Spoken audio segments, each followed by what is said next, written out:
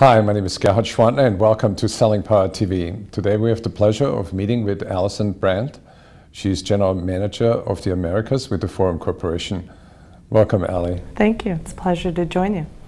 So, the Forum Corporation has been known for having a lot of foresight and a lot of insight in the profession of selling. So let's start with, what trends do you see on the horizon? Well, one of the trends that we see are CEOs are focused more on sales effectiveness than they've been in a long time. And I think it's in large part due to the fact that over the last few years we've had to wring out most of our costs in our organizations, focusing on operating profit. And as we look to drive new growth, top-line growth, adding more headcount isn't an easy and viable solution for many organizations. So optimizing the sales organization and its performance is critical. What we found at Forum, in order to do that effectively, you need to do three things at least. The first is clarify that strategy. The second is align both the people and the structures and the processes around that strategy. And lastly, to motivate people so that they are focused and engaged on executing that strategy. There is an old adage that selling is all about relationships, and there are those social tools like LinkedIn, and salespeople spend a considerable amount of time in looking whether this person plays golf, or this person is fly fishing, or this person plays tennis, and then they bring this to the meetings and they think they're clever. Do you think that's clever? It's part of how we think about selling, and I would suggest that there are different ways to think about what buyers are looking for today. And in fact, the Forum Corporation, as well as some other highly credible organizations, have been looking at what's shifted for senior level buyers in their expectations and how they make decisions. We all know that buyers make up to almost 50% or maybe even more of their decisions before we even know that they're looking at us. But also there are some misnomers about what customers expect. In 2011, Forum did research to understand what are the key criteria that make a prospective buyer decide to take a meeting with you. And two of the top three were, you know my company or you know my industry. And what that implies is they're looking for insight and they're looking for more value. What's often very surprising to people is, of the 21 indicators or factors that influenced whether somebody took a meeting with you, the very last was whether you know me. So it's a myth buster, if you will, to believe that you have to know somebody in order to be effective in the sales role and get a meeting. So LinkedIn is good for making a connection, but not necessarily. It shouldn't become the primary or secondary subject on the agenda. I think you need both. You need relationships, and people still value and want to make choices on how easy it is to work with you and if they know you.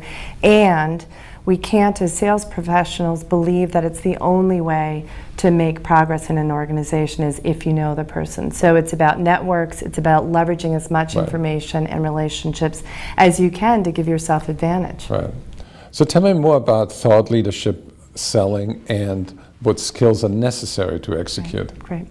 So there's an evolving trend that many call thought leadership selling. We call it point of view selling. And what we know about this through our research and our experience is that in order to call higher in an organization and to meet these evolving needs of senior level buyers, consultative selling skills isn't enough. And what I mean by that is asking questions, having good listening skills, and asking traditional questions like, what keeps you up at night? Senior level buyers don't have time or patience for that. So you need to do a couple of things differently.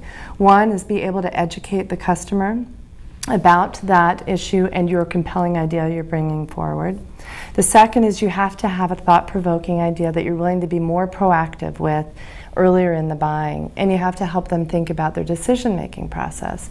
So as we looked at the things that customers expect differently, spending time with them differently, bringing insight earlier to earn the right to have these conversations, we've helped create ways that help sales leaders and salespeople do that in a reliable way that helps them build credibility and outcompete their competitors. A great example of that is with Siemens.